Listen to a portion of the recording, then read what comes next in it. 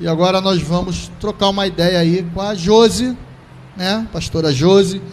Está em uma igreja onde nós separamos um domingo pela manhã para falar sobre saúde, para falar sobre estética, para falar sobre o campo da saúde psicológica e poder trazer um pouco a respeito dessa educação corporativa já é um grande ganho, né? O que eu percebo, eu estava lendo uma pesquisa que diz que até 2027, se os jovens não começarem a entender a inteligência artificial, ele não vai arrumar emprego. Antes, a nossa competência era, faz um curso, você vai saber Windows, Word, Excel e você está bem na fita. Isso acabou. Inteligência artificial hoje, 2027 está mandando no campo educacional.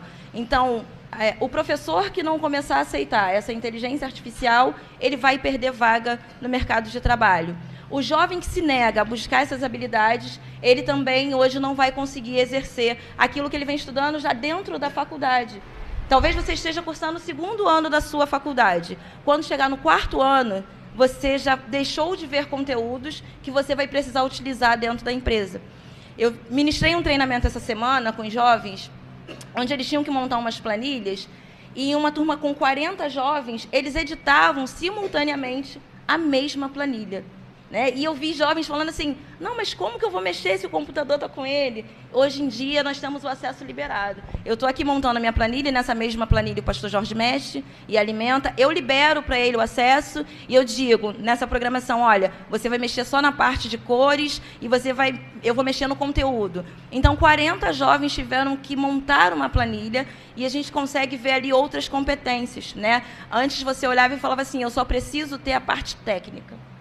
Hoje nós estamos olhando, as empresas estão olhando com muito carinho essas habilidades socioemocionais. Talvez você tenha muita competência técnica, mas a empresa não fique com você porque você não sabe lidar com frustrações. Porque se alguém diz para você, te dá um feedback negativo, porém construtivo, esse jovem ele faz beicinho e não quer mais permanecer.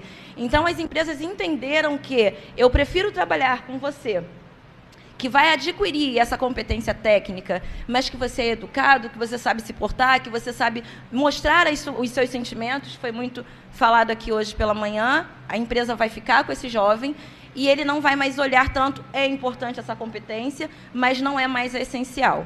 Tá? A gente recebe... Toda semana a gente recebe relatórios das empresas dizendo por que vai efetivar esse jovem aprendiz ou por que vai desligar esse jovem aprendiz. E aí eu tive o desligamento de uma jovem muitíssimo inteligente. Tudo que é competência técnica, ela apresenta. Né? Monta um slide, vem aqui na frente e apresenta para os colegas, ela vai. Mas nessas habilidades socioemocionais, a empresa está desligando ela por conta disso. É alguém que não aceita quando fala assim, olha, você chegou atrasado. É alguém que não aceita quando diz para ela assim, o seu tom de voz não foi legal. Você não sorriu, eles usam muito essas expressões. Você precisa sorrir com os seus olhos. E ela não tem essa habilidade do sorriso com os olhos. Habilidoso, sem emocional. Sem o emocional. E isso tem tirado os jovens do mercado de trabalho. É habilidoso, mas não tem equilíbrio emocional. Não tem um equilíbrio emocional. Alguns têm equilíbrio emocional, mas não têm habilidade. Exatamente. Isso vai precisar conversar. Eu preciso conhecer a minha técnica, mas eu preciso me conhecer. Eu preciso conseguir respirar. É aquele momento que você olha e diz, poxa, eu estou sendo corrigido porque eu errei. Eu cheguei tarde. Né? E o jovem, essa geração Z, eles têm muita dificuldade. É uma geração muito rápida. É a geração fast food, né? Pede, recebe. E tem que ser do jeitinho deles. A nossa geração consegue respirar, frear, entender que é o meu superior e que eu preciso colocar para ele o porquê aquilo aconteceu. A geração Z, eles não tem problema em pegar a mochila e falar, então eu estou indo embora, pode me demitir, estou indo para o RH. São três tipos de pessoa, né? É o Ctrl-Alt-Del, né? A juventude do Ctrl-Alt-Del. Então são três tipos de pessoa. Aquela que tem o equilíbrio emocional, mas não tem talento. Tem a que tem talento e não tem equilíbrio emocional. E tem aquela que não tem os dois. Exatamente. Mas a que mais nos preocupa é aquele que não tem essas habilidades socioemocionais. Porque a técnica, a própria empresa, dependendo do jovem, ela vai investir para que ele adquira. Porque o equilíbrio emocional abre a possibilidade do aprendizado. Eu consigo trabalhar com ele. Ele está ali, ele tem um controle emocional, ele está dedicado. A gente consegue desenvolver. Eu trabalho com desenvolvimento profissional dos jovens. Eu consigo desenvolver. Minha função lá é desenvolver. Essa pessoa que é muito tímida, que não consegue falar com o outro, que não consegue arrumar as suas ideias, eu consigo trabalhar isso com o jovem e a gente ter progresso. Mas se esse jovem não tem esse controle, a gente não consegue trabalhar a técnica. Muitas pessoas só vão adquirir a habilidade socioemocional também com a ajuda de um profissional. Tá? É possível desenvolver essa habilidade socioemocional. Que para isso tem que aceitar que precisa, que não tem. Isso tem sido um câncer na sociedade. A pessoa, eu vou aqui rebater isso aqui, toda hora trazer à tona, como a pessoa tem dificuldade de entender que ela não sabe, que precisa aprender, que a pior coisa que tem é a pessoa se achar sem ser. Isso é um engano. A pessoa se... Eu não sei quem disse para ela, né? Eu vi uma vez um programa de calouros e perguntaram para o rapaz que ia cantar por que ele estava ali. Né? Quem te motivou? Minha mãe. Ele falou, cara, tua mãe não te ama. Né? Porque alguém colocou na cabeça dele que ele sabia cantar, ele chegou lá dizendo que ele sabe cantar, ele acreditou naquilo e chegou lá quando ele se deu de cara com a realidade. Eu conheço um jovem aqui da região que todo mundo dá, ele canta, e ele chegou lá e ele levou pau. Passou nem da primeira fase, porque ele acreditou, né, e que realmente cantava, mas ele precisava ouvir disso de um profissional. Inclusive, lá na empresa, quando a gente consegue identificar as dificuldades desse jovem que tem lá as habilidades socioemocionais, estão ok, e estão com problemas na parte tecnológica, a gente encaminha para alguns cursos. A sua dificuldade é informática? Vamos para a informática. E trabalhamos agora, vimos a necessidade de ter uma psicóloga dentro da empresa. Então, né, a gente consegue identificar e falar, olha, hoje você tem atendimento com a psicóloga que vai conseguir direcionar esse jovem para que ele possa começar a entender as limitações. E, para isso, a gente trabalha com feedbacks, que é o que os jovens também têm muita dificuldade. Você sabia que isso é bíblico? Porque Mateus 5 diz, bem-aventurados os pobres de espírito. Pobre de espírito é aquela pessoa que é apacentável, que é ensinável, né, que está disposta a aprender. A pastora Josi citou a respeito da inteligência artificial aí, né, que está sendo usada em todas as áreas. Eu, inclusive, por experiência, se eu quiser construir uma pregação, uma canção, uma pregação, uma tese, basta eu informar os dados que eu preciso para a inteligência artificial. Mas, apesar disso, pelo que a pastora colocou aí, se não houver o relacionamento interpessoal, todo esse esforço é jogado por terra, então? Todo esse esforço é jogado por terra. A inteligência artificial que eu estou usando, ela vai me dar pronto tudo que eu preciso te apresentar. Mas eu posso não ter habilidade nenhuma no meu trato com o outro, com o ser humano. Eu tenho um material pronto, mas eu não sei lidar com o outro. Eu não sei passar aquilo que a inteligência artificial construiu para mim. Isso é um problema. Baseado nisso, que a gente aqui chegou à conclusão, a segunda pergunta diz assim: como eu sei que escolhi a profissão certa? Foi consultando uma inteligência artificial? Foi consultando um relacionamento interpessoal? Como é que eu faço isso para o jovem? Bom, quando eu vi essa pergunta, eu lembrei, porque assim, os jovens perguntam isso todas as vezes que eles chegam no curso, eles falam, estou cursando tal coisa e não sei se estou cursando a coisa correta. Eu coloquei aqui 3 pontos importantes para a gente olhar. Né? A minha personalidade, ela combina com as regras que essa empresa apresenta para mim? Por exemplo, eu amo a pedagogia, eu amo o ensino, eu amo a escola. E hoje eu trabalho com a educação corporativa. Se eu estivesse dentro da sala do ensino, da educação infantil, do ensino fundamental, quando chegar em fevereiro, março, esse ano, que será o carnaval, no próximo ano, eu teria que colocar lá uns adornos de carnaval para falar com as criancinhas, vamos pular, olha a marchinha. Só que vai contra aquilo que eu acredito, que eu creio, a minha fé. Né? Então, é um ponto a se olhar. Escolhi a advocacia, mas eu odeio usar terno. Será mesmo que eu estou no lugar certo? ou eu vou ser um problema na empresa para a qual eu fui. Então, um dos pontos, primeiro, eu preciso amar aquilo que eu quero fazer. É possível, Josi, sair para o trabalho feliz? Eu saio todos os dias para o meu trabalho muito feliz. Eu estou lidando com vidas, com educação, com a possibilidade de, no meio disso tudo, falar de Cristo. Eu vou muito feliz para aquilo que eu vou fazer. Então, esse trabalho, eu sigo as regras, as condutas e valores. Toda empresa, e isso eu falo para todos os jovens, ela apresenta uma cultura, eu preciso saber se eu estou de acordo. Ela apresenta um dress code, como eu me visto, o que eu posso, o que eu não posso. Tudo isso eu preciso olhar e saber se eu estou de acordo. Senão eu me torno uma pedra de tropeço na vida da empresa. Porque eu conhecia os valores, eu conhecia o que podia e o que não podia, e eu não segui nada daquilo que eu possa ter significado. Aquilo que eu escolhi como profissão tem que ter significado na minha vida. Eu ouvi um pastor, nós estávamos num congresso de liderança, e esse pastor muito sábio, ele disse uma coisa que mexeu comigo. Ele falou assim: aquilo que eu odeio é aquilo que eu nasci para corrigir. Exemplo, eu odeio injustiça. Então, baseado nisso, eu daria um ótimo advogado. Perfeito. Eu odeio ver as pessoas doentes. Aquilo me comove muito. Então, eu daria um bom enfermeiro, alguém que cuida de vida. Procede isso, até na psicologia, que eu estendo a pergunta, procede isso? Se eu olhar para o lado, tirando como exemplo a minha profissão, procede sim. Eu odeio ver jovens esquecidos, abandonados, que não têm orientação. Eu trabalho com jovens a minha vida inteira. Faz queimar. Eu chego ali, eu quero dar um gás. De ver um jovem chegar para mim e falar assim: minha mãe não acredita que eu vou conseguir me formar. Sabe? Hoje eu tenho minha aluna mais nova, tem 14 anos. E quando ela chegou com esse discurso. Eu procurei um jovem aprendiz para ter um dinheirinho, porque ninguém acredita em mim, vou ficar com o meu dinheirinho. E aí, com 6 meses de trabalho, ela falou para mim: olha, eu já estou me preparando para outras coisas, eu já estou vendo além. Você disse para mim que eu sou capaz. Então, isso arde em mim, se me incomoda. Ver jovens esquecidos, desacreditados. E isso me incomoda muito no público evangélico também. Por quê, pastor? Porque eu estou vendo jovens lá fora, no meu trabalho, jovens que não professam a nossa fé, enganjados demais nessa questão profissional. Vou fazer, vou estudar, vou conseguir.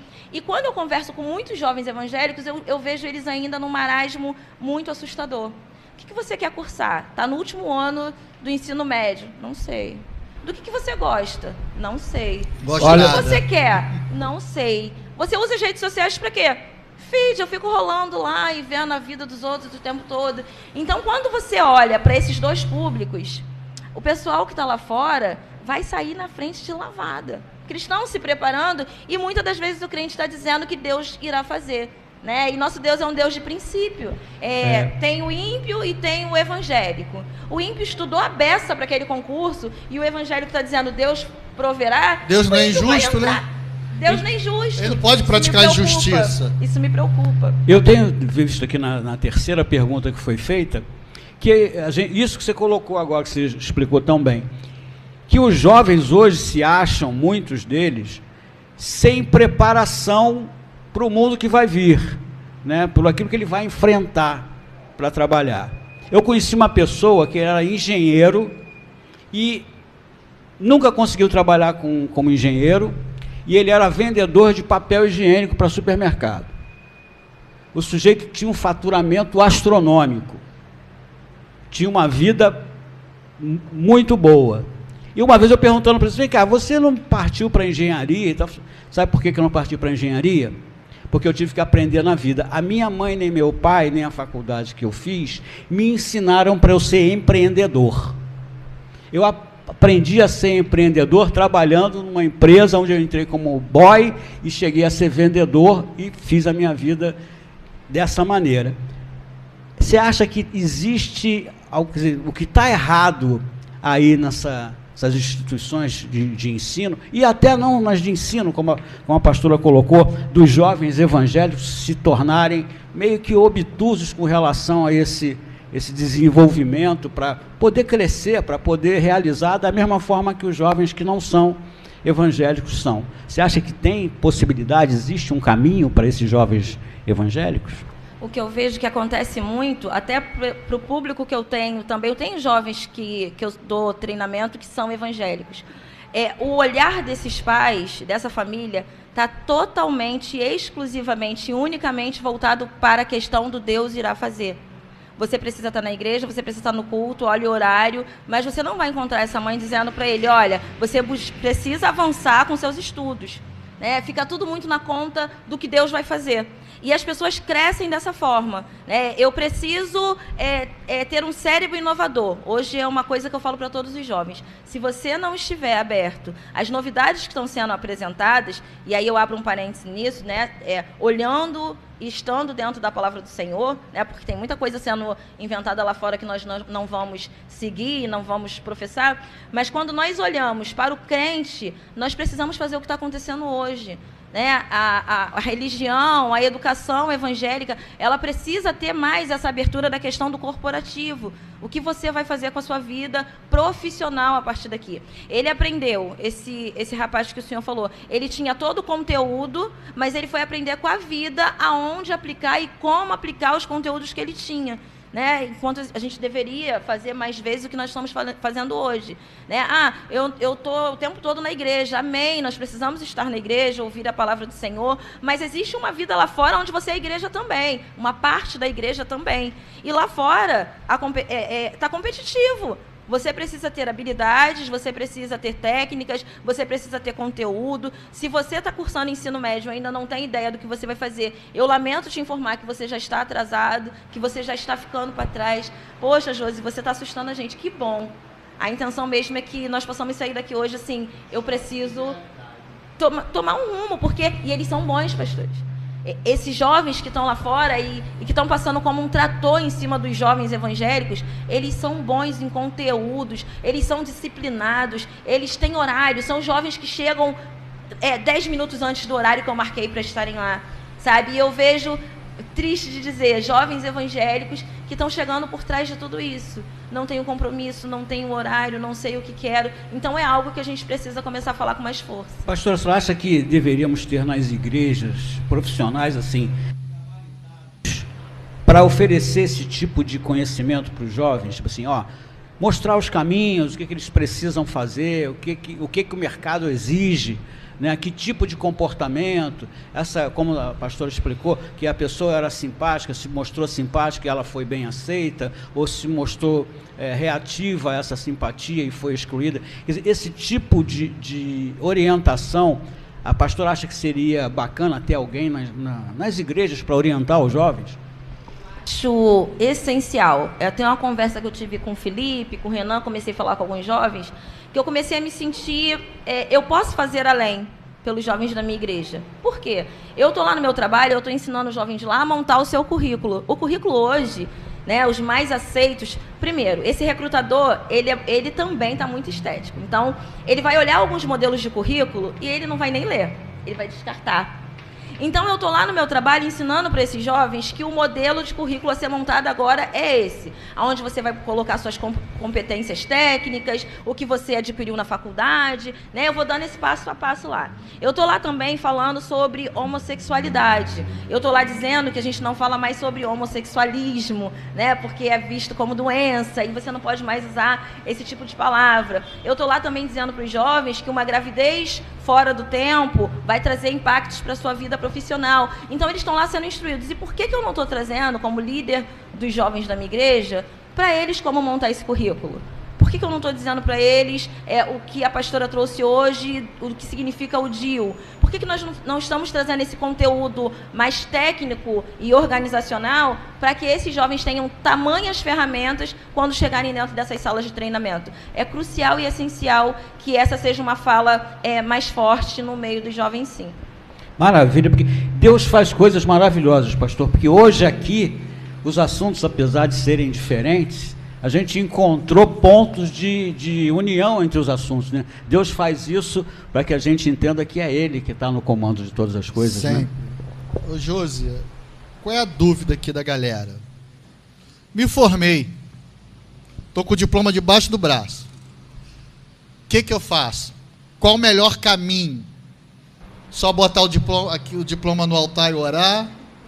Pedir o pastor para ungir com óleo? Ou eu levo para o monte?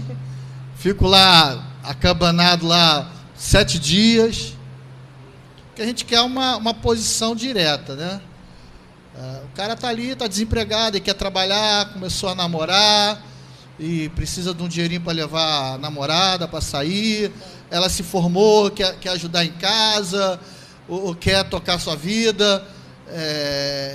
Tá lá, o diploma tá lá, se formou, jogou o chapéu, aquela euforia, aquela alegria, mas a realidade da vida, acabou a festa, e agora? Faz o quê? Perfeito, acabou a festa, a alegria, né? E aí vem a primeira frustração. A primeira sensação de alívio da faculdade, acabei. Alegria, uma semana de euforia, é uma semana, né, aquelas férias, aleluia, e depois vem a realidade. Sim, e aí nós vamos encontrar muitos jovens frustrados justamente por isso. Né? Quem cursou uma graduação sabe o quão pesado é, né? Chega no final, essa alegria, acabei, agora eu vou trabalhar com aquilo que eu quero. Né? E nós vamos ver aí pessoas 5, 7 anos atrás dessa oportunidade de trabalhar com a profissão tão sonhada, e não é tão fácil assim. Por quê? Quando esse jovem, essa pessoa começa a buscar esse emprego, a primeira coisa que eles vão encontrar, precisa de experiência. Como eu vou ter experiência se você não abrir a porta da sua empresa para mim? Então, é o primeiro problema que essa pessoa encontra. E aí, o que nós indicamos? Estágio. Na área que você quer. Eu vou disponibilizar depois no grupo dos jovens, o site da NUB. NUB é o nosso chefe, é o chefe do saber, do local que eu trabalho. Né? Eu trabalho com o jovem aprendiz, eles trabalham com os estagiários. A maior possibilidade de você ingressar na sua área é através de estágio. Tá? Outra dica que nós damos, que é muito interessante, é que você monte o seu currículo por competências. Porque quando você vai no formato tradicional, você coloca, eu não tenho uma empresa para colocar lá. Fica aquela coisa vazia e é onde o recrutador vai lá e descarta. Quando você vai por competências, a faculdade te deu essas competências. A própria inteligência artificial, ela te apresenta, ela já tem ali o algoritmo, sim, né, que vai bater ali, sim, e ali ela já vai... Não. Essa empresa... Você tem que driblar isso, né? Exatamente. E essa empresa, quando você apresenta as competências, ela fica curiosa para te conhecer. Por exemplo, quando você pega o meu diploma de pedagogia, eu posso virar para o senhor e falar assim, eu sou pedagoga. E pronto. É pedagoga. Ela pode dar aula, ela pode ser diretora de uma escola, ela pode dar aula para ensino fundamental, para educação infantil. Mas quando você vai olhar as minhas competências, isso chama a atenção do recrutador. Porque é coisa pra caramba. Pode trabalhar com educação de jovens e adultos, pode trabalhar com educação corporativa, pode trabalhar como instrutora, pode trabalhar como mediadora. Então, as competências vai atrair esse recrutador. Janine, tu que já trabalhou nesse setor aí, de contratação, o que mais te chamava a atenção no currículo de uma pessoa? O que mais chamava a atenção, primeiramente, a formação. Olha aí, né? Ó, pega isso aí. Ó. A pessoa tem que ter tem um degrau. Né? A pessoa tem que ter se preocupado, não só em sentar na cadeira da faculdade, mas ter buscado aprimoramento sempre. Então, os cursos, né, os complementos, até porque na vida você vai aprender... que você vai aprender o que você cursou na faculdade na prática. É a prática. E então, o que mais me chamava a atenção era essa preocupação, né, com a formação. E, assim, só encaixando no que estava sendo dito sobre o que fazer, eu não levei esse susto que o pastor falou, porque no terceiro período de faculdade eu já estava estagiando. E aí, o estágio é importante por 2 motivos. Primeiro, que a oportunidade de aprender é crescimento. É você grudar naquelas pessoas que vão te trazer boas informações, né? Você grudar ali. E a segunda oportunidade é você mostrar que você já sabe fazer, que você quer fazer, que você tem boa vontade para fazer, porque essa empresa vai te olhar. E como aconteceu no meu caso, comecei estagiando, depois me efetivaram numa outra função, porque eu ainda não estava formada, e assim que eu me formei, eu me tornei a psicóloga responsável pelo RH da empresa. Então, a questão do estágio que a Josi falou é muito importante. Olha só o que aconteceu comigo. Muitos anos atrás, eu era jovem e eu queria arrumar um emprego. E não tem como comparar com os dias de hoje. Antigamente você saía para procurar emprego. Você saía, via uma plaquinha lá, arrumava, era uma outra situação, uma outra época financeira do país, né? E eu me lembro uma vez que eu fui procurar um emprego, eu cheguei para um pai de um amigo meu, falei assim... Pô, cara, você tem o maior conhecimento, arruma um emprego para mim. Sabe o que ele me respondeu? O que você sabe fazer? E eu falei, eu sei fazer um pouquinho de cada coisa. Ele falou, então tu não sabe fazer nada. Cara, aquilo eu odiei aquele cara, mas aquilo ali, irmão, foi um divisor de água para minha vida, porque ele me deu um choque de realidade que me fez fazer alguns cursos e que me deram uma profissão, né? Aquilo mexeu comigo, né? Ele falou, vai lá, aprende a fazer alguma coisa e volta aqui. Cara, aquilo mexeu com toda a minha vaidade, com todo... Na hora, a palavra de Deus se cumpriu, que a exortação na hora ela não parece ser de gozo, mas depois ela produz um fruto pacífico. Na hora eu odiei aquele cara, falei, cara grosso, cara não queria mais falar com o cara, mas foi necessário ele falar aquilo ali, né? Então, ter uma formação, né? Ter uma formação, de preferência que goste, né? Que ame fazer, porque aí não é trabalho, aí vira, né? Você fazer o que gosta deve ser remunerado por aquilo. Então, esse choque de realidade que esse homem me deu foi fundamental, né? Quem acha, faça um pouquinho de cada coisa, isso é muito importante. Quando ele disse, então você não sabe fazer nada. Então, assim, uma dica também é você procurar um nicho, nós chamamos de nicho, em cada profissão tem vários nichos, né? Quando eu escutei isso pela primeira vez, mas qual é o seu nicho de trabalho?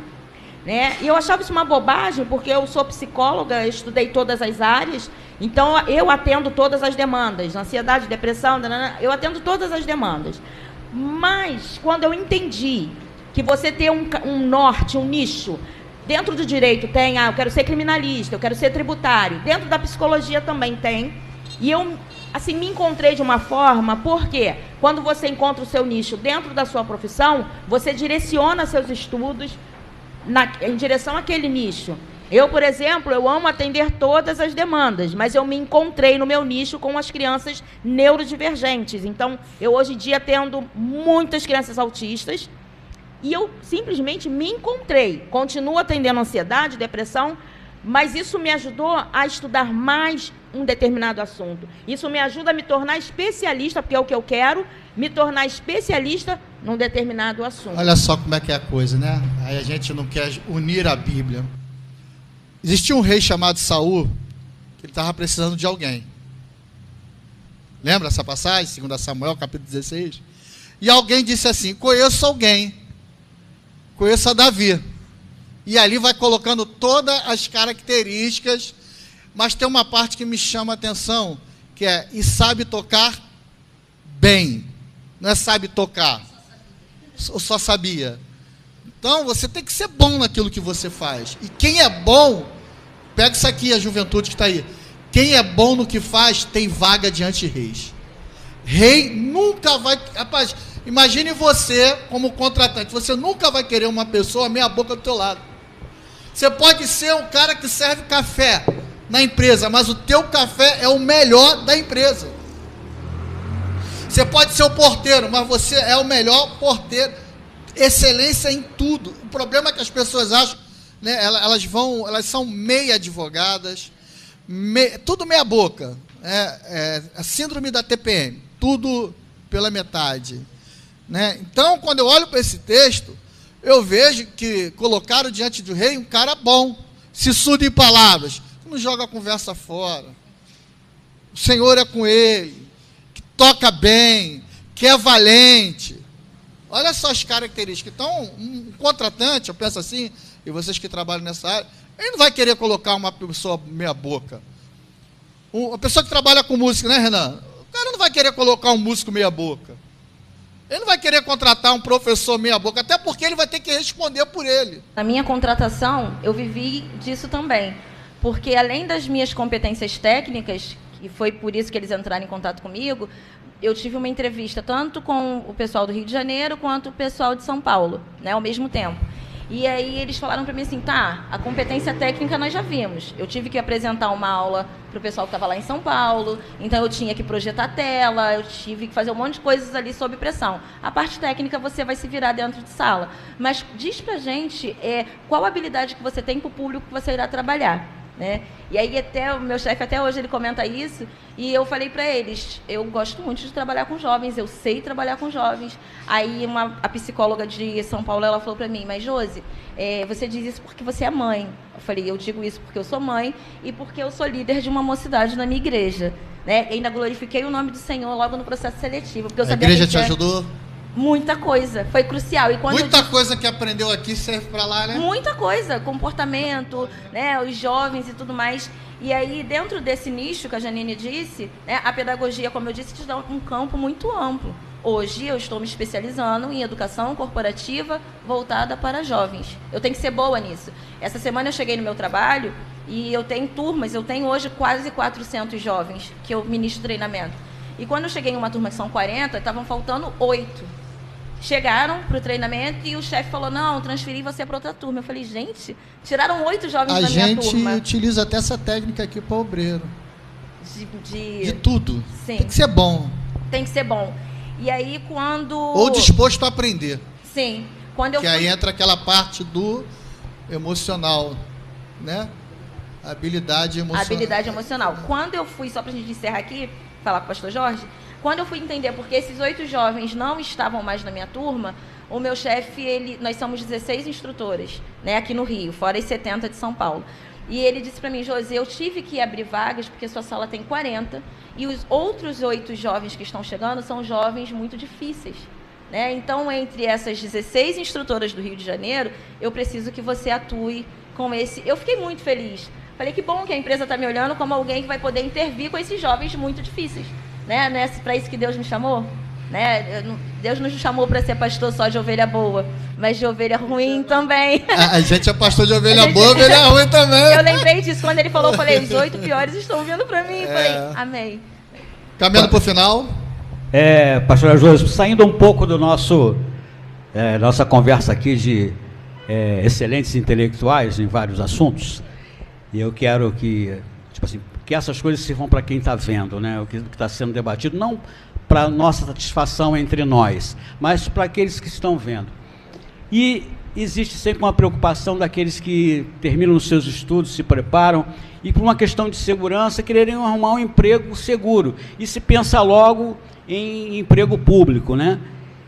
Pastora, existe uma forma para as pessoas se sentirem mais, com mais recursos para se candidatar ao emprego público? Tem uma estratégia, tem algo que a gente possa usar aí? Sim, tem sim. O primeiro ponto, que alguém que vai começar a estudar para um concurso público, chama renúncia, né? Eu tenho uma tia que ela terminou a pedagogia e as pessoas criticavam muito porque ela, vamos para a saída, vamos para a balada, vamos para isso, para aquilo, e ela dizia, estou estudando, hoje não posso, hoje não vou. E essa tia é alguém que trabalha da fazenda, porque ela renunciou, o preço que ela pagou foi o da renúncia, né? Eu vejo muito isso na vida do meu genro, né? O Felipe, que está aqui. A gente vai viajar, o Felipe vai com a gente, pastor. E assim, eu levanto 6 horas da manhã para ir ao banheiro e o Felipe está lá no notebook. E eu falo, garoto, você... Não, porque a Érica... Vou aproveitar que a Érica está dormindo, eu estou estudando, porque eu estou fazendo prova, estou fazendo concurso. Ele tem renunciado a muitas coisas para esse momento de preparo. Então, o primeiro ponto que a gente precisa entender, eu vou precisar renunciar. Depois disso, eu preciso estabelecer quantas horas por dia eu preciso separar e não fazer barganha, não me enganar, não ser o meu impostor, né? Eu não posso ser aquele que disciplina. Disciplina. Eu preciso ter 3 horas de estudo, serão 3 horas voltadas ao meu estudo. Michael Murdock, ele tem uma frase tremenda, ele diz assim, que a qualidade da sua preparação Sim. vai definir a sua apresentação. Sim. Se você se qualifica antes, o depois é só o resultado final. Perfeito. Eu renunciei aos meus desejos de sair, de passear. Eu me disciplinei, porque agora, todos os dias, eu tenho tantas horas de estudo, e isso não é negociável. O Felipe não negocia isso. Tia, você vai embora porque eu tenho que estudar, porque isso não é negociável. É leitura, é saber o que está acontecendo em volta do mundo. Eu preciso conhecer o que está sendo falado. É meio ambiente, eu preciso saber sobre meio ambiente. Está antenado. Nós tivemos aí um G20, foi histórico, a gente não via as pessoas pararem o mundo e colocarem um feriado para chefes da cúpula sentar e organizar alguma coisa. A minha filha, ela passou na época em 3 faculdades, né? Minha filha hoje é formada, está fazendo agora Ela está até aqui na clínica da família da Penha, está fazendo residência na clínica da família lá na Penha. E eu me lembro quando ela passou na faculdade, muito novinha, ela passou em concurso público sem ter o Corém. E aí uma outra jovem, né? Ela chegou e falou assim para mim: nossa, a sua filha é muito inteligente. Só que essa moça que falou, cara, ela é muito inteligente, cara. Ela conversa bem, se expressa bem, coloca bem as coisas. Você vê nela ali características de uma pessoa que tem habilidade. Mas eu falei, olha, ela não é tão inteligente quanto você. Ela não é mais que você. Ela, pô, mas ela passou. Eu falei, a diferença dela para você é que domingo, enquanto ela está estudando, você está no baile. A diferença dela é que enquanto ela está sacrificando sexta, sai domingo até com o pai, com a família, enquanto ela está sacrificando isso, você está dando continuidade à sua vida. Ainda falei, eu fui duro com ela. E provavelmente há uma grande possibilidade de você ser uma funcionária dela.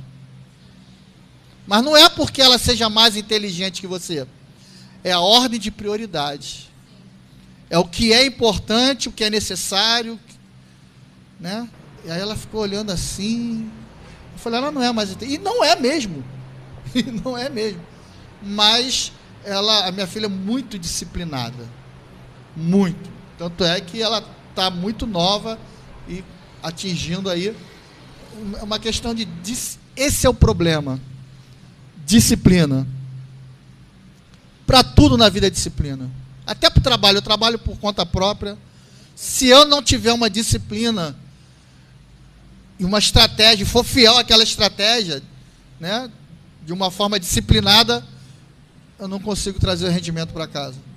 Fico muito satisfeita quando o jovem consegue entender essa questão da disciplina, né? Ver jovens que têm um nicho antes mesmo de se formar, né?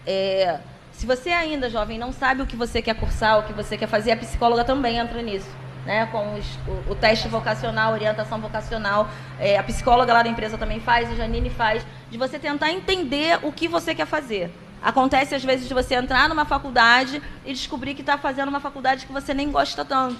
Eu estava conversando com a Érica. A Érica fez 16 anos agora. E a Érica, ela chegou para mim, não seguiu nada. Ah, você vai fazer pedagogia, né? Pais e mães, respeitem aquilo que o seu filho tem vocação, né? O que a gente vê muito também em sala de treinamento? Não se realizar no filho, eu vejo isso em sala de treinamento. Eu queria ser médico, então você tem que ser médico. Eu estou fazendo o que minha mãe quer que eu faça esse curso, né? Se você não se realizou, ainda dá tempo. Está vivo, dá tempo. Vai lá, mãe, pai, busca uma faculdade e realiza a sua. Deixa o filho em paz. Deixa seu filho. A Érica chegou para mim de forma surpreendente e falou, mãe, ano que vem, em fevereiro, ela começa o técnico em enfermagem. Ela escuta a pastora falando as coisas, ela fala, que máximo, alguém está no setor e vai ter sangue, vai fazer isso, vai fazer aquilo. Ela já ama essa área da saúde. E aí eu, primeiro, como mãe, o que eu fiz para ela? Tá, deixa eu te apresentar as dificuldades disso. Né? E eu falei para ela, olha só, você me mostrou, ela pesquisou tudo, ela chegou para mim com tudo pronto. A minha base salarial é essa, minhas possibilidades de trabalho são essas. E eu falei, tá bom, mas deixa eu te apresentar as dificuldades disso. Você já parou para pensar que você vai dar banho em pessoas, que pessoas vão vomitar, que pessoas... Tá bom, mãe, é isso que eu amo, é isso que eu quero fazer. Então, a Érica vai fazer o técnico em enfermagem, vai fazer o técnico em radiologia e vai fazer a faculdade em radiologia. Você precisa encontrar o que você quer fazer para ter esse eixo, esse nicho. De falar, tá, porque quando eu sei onde eu quero chegar, é muito mais fácil entender o caminho que eu preciso percorrer.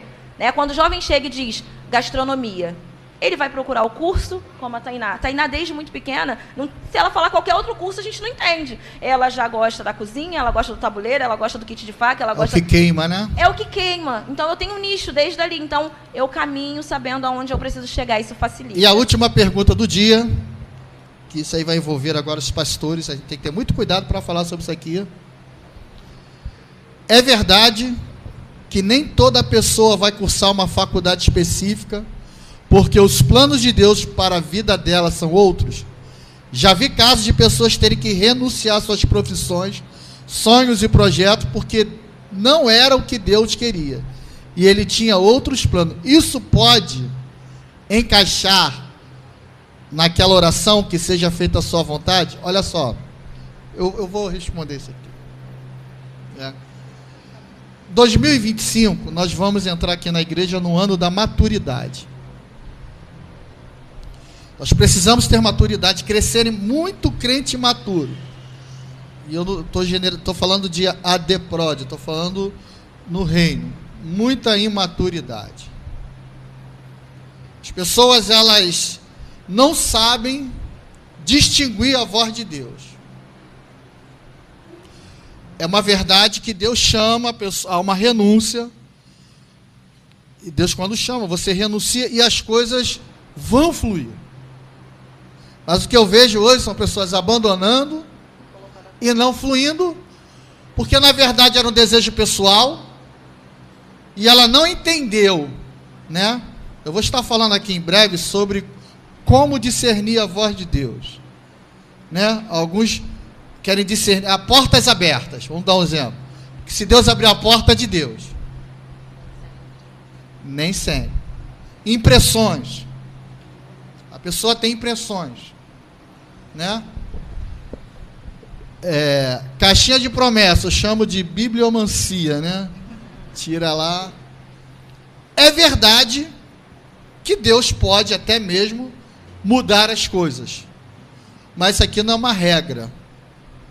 E você tem que ter muito cuidado para as suas renúncias e aprender. E você vai aprender frequentando escola bíblica, frequentando o culto, né?